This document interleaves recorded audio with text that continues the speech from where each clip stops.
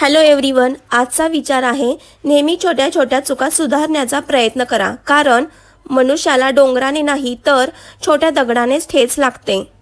आज आपण घरी हॉटेलसारखी तंदुरी बनवणार आहोत।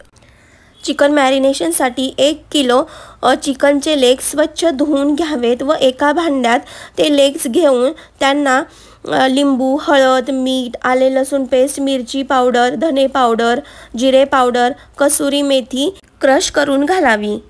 हे सर्व मसाले चिकन लेग्सला लावून 4 तास मॅरिनेशन करून फ्रीजमध्ये ठेवावेत व तंदुरी बनवण्यापूर्वी अर्धा तास आधी फ्रीजमधून नॉर्मल टेम्परेचरला येण्यासाठी बाहेर काढून ठेवावेत। तोपर्यंत ओव्हन प्रीहीट करून घ्यावा व बेकिंग ट्रेवर चिकन लेग्स व्यवस्थित अरेंज करून घ्यावे व त्याला वरून तेलाने कोटिंग करावे व ओव्हनमध्ये 200 डिग्री सेल्सिअसवर बेक करावे। सुमारे 30 ते 35 मिनिटे बेक करावेत।